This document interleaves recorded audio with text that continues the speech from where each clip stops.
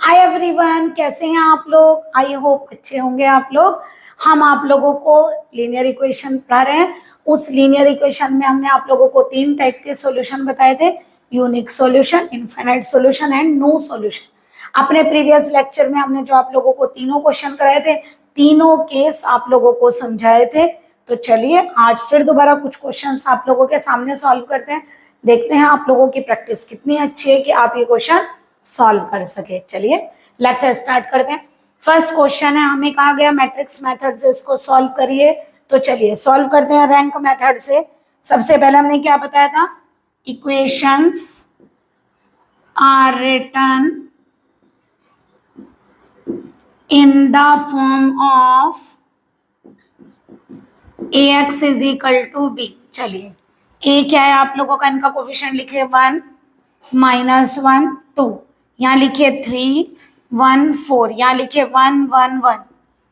Variable क्या है, x y Z. और बी क्या होगा आप लोगों का, जो कोफिशिएंट है इधर 4, 6 और 1। ठीक है, ए बी लिखना आ गया। अब हमने बताया था आप लोगों को, क्योंकि हमें ए की रैंक भी चाहिए और बी की रैंक भी चाहिए, तो हमने कहा था हम ए बी कलेक्ट करके निकाल लेते हैं, उससे हम ए और बी दोनों की रैंक निकाल लेते हैं। चलिए बताइए, ए बी अगर हमें बनाना है तो कैसे बनाएंगे।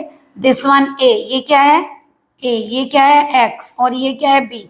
तो ए ये रहा, बी ये रहा। तो ए लिखिए पहले 1 -1 2 3 1 4 1 1 1।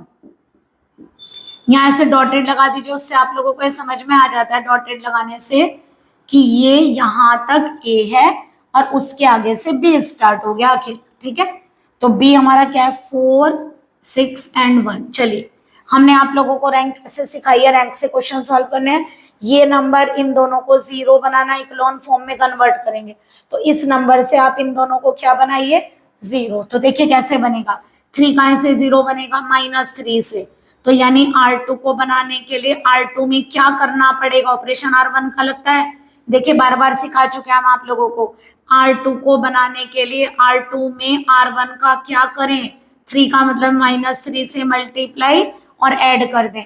अब बताइए ये जीरो कैसे बनेगा, तो R3 को बनाने के लिए R3 में से R1 को माइनस कर देते हैं। तो बताइए अब क्या बनेगा। अब आप लोगों को रैंक भी सिखा चुके हैं और लीनियर इक्वेशन के क्वेश्चन भी करवा चुके हैं, आप लोगों को क्लियर हो गया होगा। पहली रो को आप लोगों ने कोई ऑपरेशन नहीं लगाना है।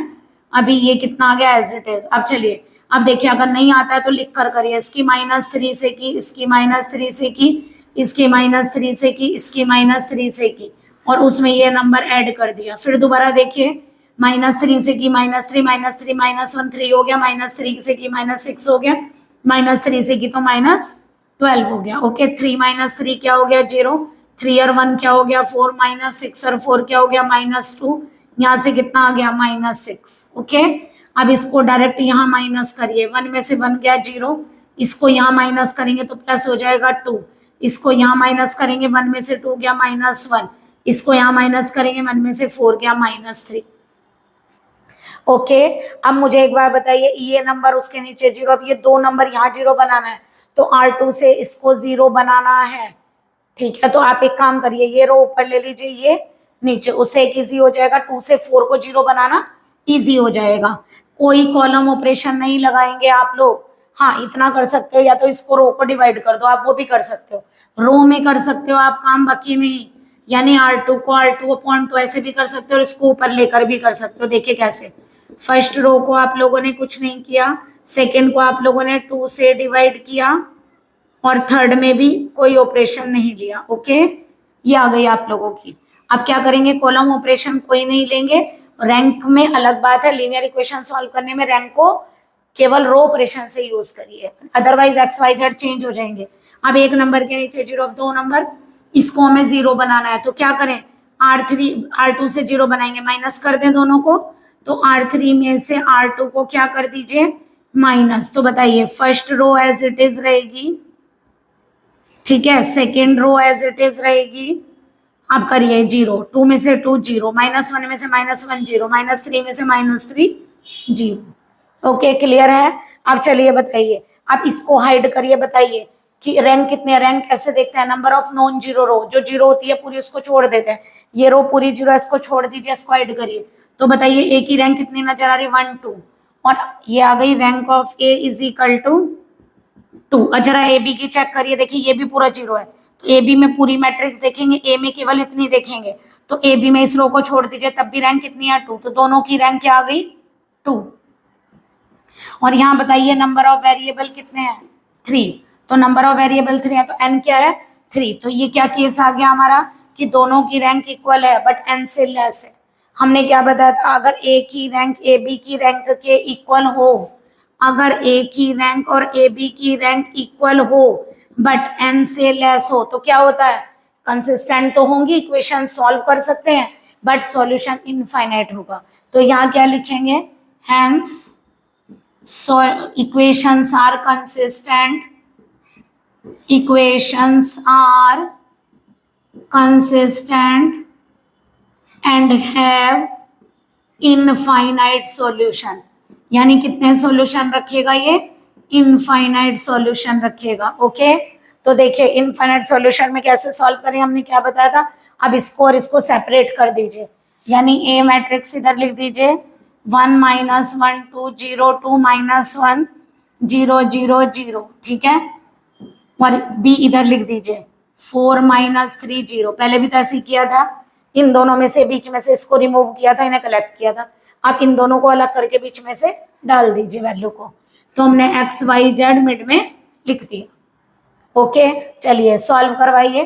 फर्स्ट इक्वेशन की ये मल्टीप्लाई करना आप लोगों को आता है, रो की इससे करिए तो क्या होगा, x - y 2z और इक्वल टू कितना होगा 4, यहाँ से करिए 0x तो 0 हो गया, यहाँ से लिख लेते हैं 2y - z इक्वल टू क्या हो गया -3।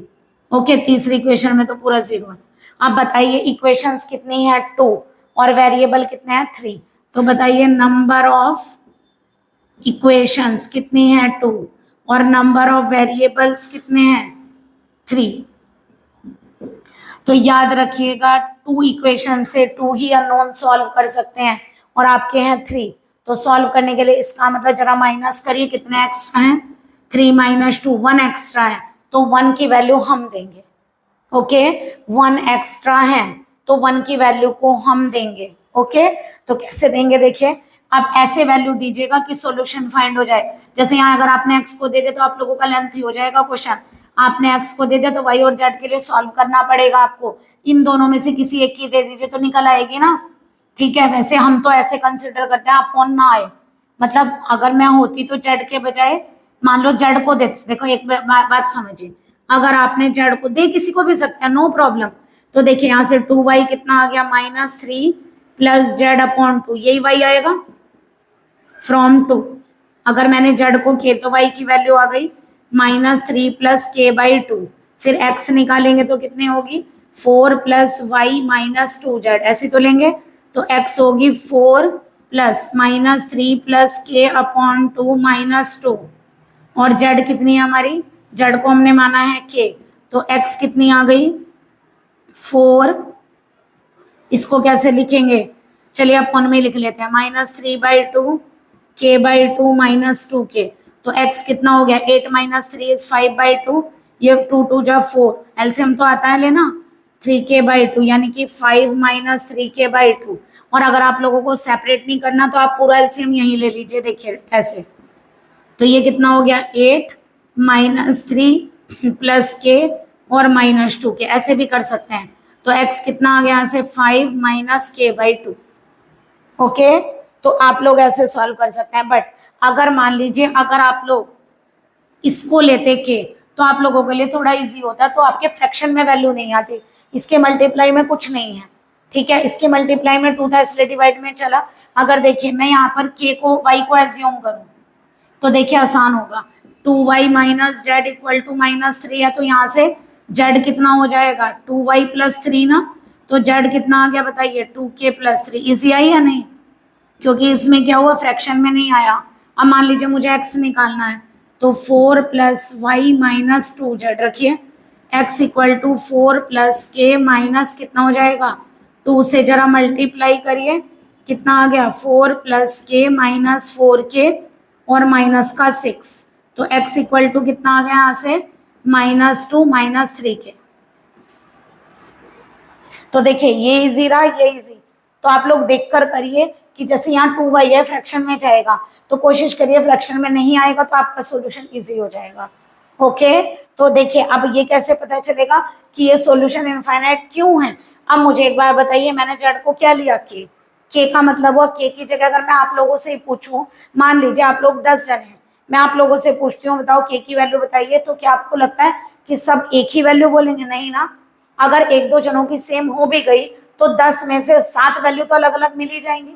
ठीक है, इसका मतलब अगर हम अपने आप से ही वैल्यू डालनी शुरू करें, तो अगर मैं कोई भी रियल नंबर के की जगह डाल दूं, क्योंकि के माने क्या है, कोई भी रियल नंबर, तो एक बार बताइए रियल नंबर तो इनफाइनाइट होते हैं, कोई सा भी नंबर डाल लीजिए आप यहाँ पर। तो इसका मतलब जब रियल नंबर इन्फिनिटी में और रियल नंबर आप डालना शुरू करेंगे तो वैल्यूज भी तो इन्फिनिटी हो जाएंगी। तो इसीलिए कहते हैं कि इनका सॉल्यूशन जो वैल्यूज आएंगे एक्स वाई जेड की वो इन्फिनिटी बन सकते हैं। एक्स को 1 डाल सकते हैं, -1 डाल सकते हैं, 0 डाल सकते हैं, 1/2 डाल सकते हैं, 5/2 डाल सकते हैं, कुछ भी 0.5 डाल सकते हैं, 0.1 डाल सकते हैं, 0.01 डाल सकते हैं। तो जो भी वैल्यू आप डालेंगे उनसे एक्स वाई जेड की डिफरेंट डिफरेंट वैल्यूज मिलेगी। तो के डिफरेंट डिफरेंट वैल्यूज के लिए एक्स वाई जेड के डिफरेंट डिफरेंट वैल्यूज मिलेगी। इसका मतलब इनफाइनाइट सॉल्यूशंस फाइंड। ओके, आप लोगों को समझ में आया कैसे आया इनफाइनाइट? अब एक काम करिए, पहले आप इसका स्क्रीनशॉट ले लीजिए, फिर हम आप लोगों को नेक्स्ट क्वेश्चन करते हैं। आई होप आप लोगों को फर्स्ट क्वेश्चन क्लियर हुआ होगा। चलिए ये क्वेश्चन आप लोगों को सॉल्व करना है। सबसे पहले वही करेंगे, equations written in the form of ax is equal to b। करिए, a क्या है 1 1 1, ये होगा 1 2 3, कोफिशिएंट अब तो आ गए होंगे 1 4 9, और आपके वेरिएबल क्या है एक्स वाई जेड। चलिए b की वैल्यू 3 4 और 6। चलिए सॉल्यूशन, ये a है और ये b है, तो आप लोग क्या लेते हैं ए बी कंसीडर करिए। ए बी क्या होगा आप लोगों का, ए है 1 1 1 1 2 3, बड़ा बड़ा लिखते हैं थोड़ा सा, 1 1 1 1 2 3 1 4 9, यहाँ डॉटेड करिए। अब ये नंबर लिखिए 3 4 और 6। चलिए अब क्या करना है, रैंक के अकॉर्डिंग काम करेंगे। इस नंबर से इन दोनों को 0 बनाइए, तो देखिए डायरेक्ट माइनस कर दें, तो R2 को बनाने के लिए यानी सेकेंड रो को बनाने के लिए फर्स्ट रो माइनस कर दें, थर्ड रो को बनाने के लिए भी फर्स्ट रो को माइनस कर देते हैं। तो बताइए क्या आएगा, ये 1 1 1 3 करिए, ये यहाँ माइनस 0, इसको यहाँ माइनस किया 1, इसको यहाँ माइनस किया 2, इसको यहाँ माइनस किया 1, इसको यहाँ माइनस किया 0, इसको यहाँ माइनस किया 3, इसको यहाँ माइनस किया 8, इसको यहाँ माइनस किया 3।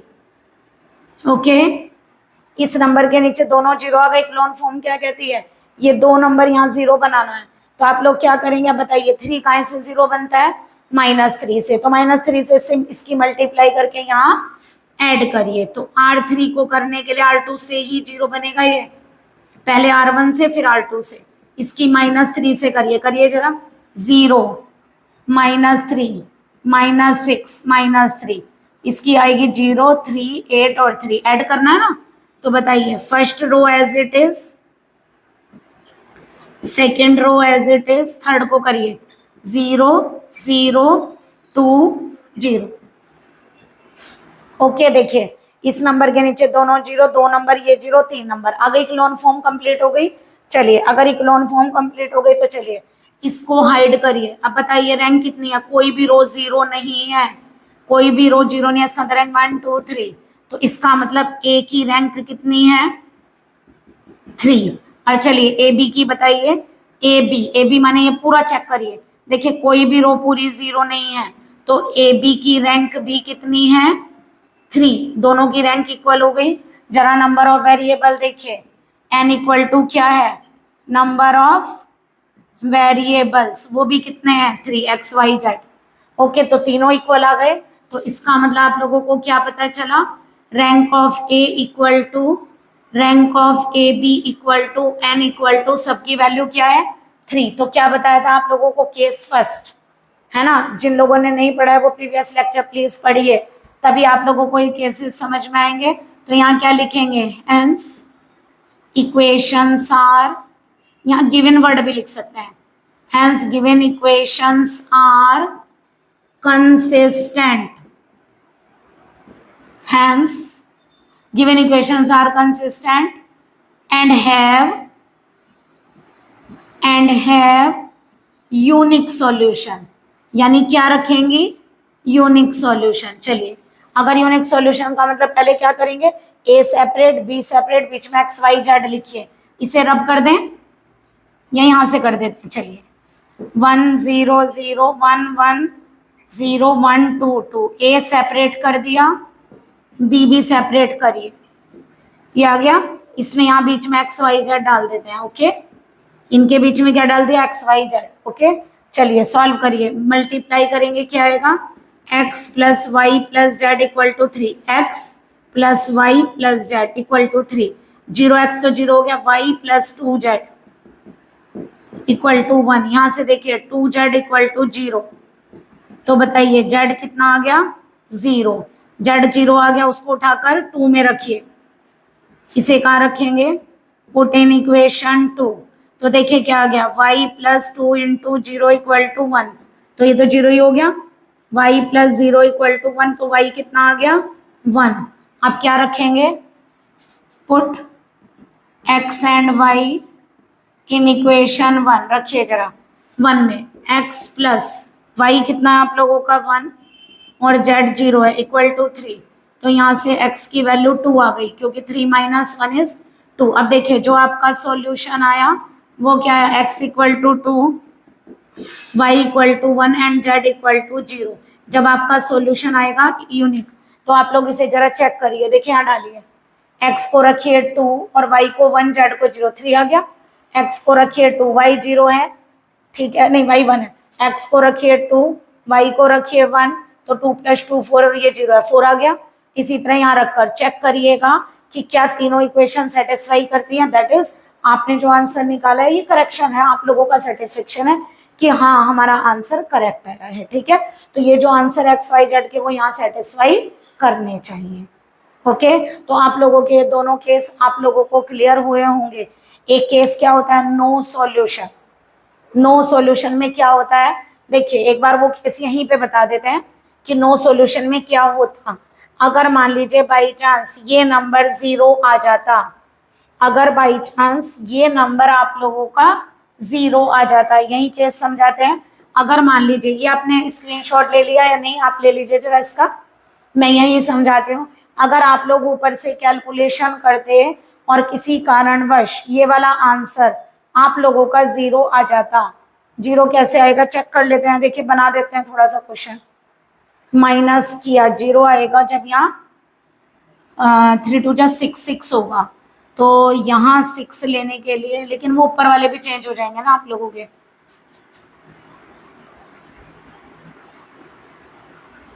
अगर मैं यहाँ पर 9 की जगह पर वो माइनस किया है, अगर मैं यहाँ 7 ले लूँ, 1 मिनट चेक करते हैं, तो यहाँ 7 7 माइनस 1 यहाँ क्या हो जाएगा 6, ठीक है, यहाँ 6 हो गया, 3 टाइम करके यहाँ करिए, देखिए 0 आ गया, ठीक है, 3 2 जा 6। तो आप एक काम करिए, अपनी इक्वेशन में यहाँ 9 के बजाय 7 कर लीजिए। चलिए बताते हैं थर्ड केस भी। तो ये आपको यहाँ तक तो सॉल्यूशन आ गया होगा, देखिए 0 हो गया। अब मुझे बताइए ए की रैंक, इसको ऐड करिए, ये 0 है पूरी, तो ए की रैंक कितनी है 2 और ए बी की पूरे की कितनी है 2, लेकिन नंबर ऑफ वेरिएबल कितने हैं 3, तो क्या मतलब हुआ, rank A equal to 2 equal to rank A B.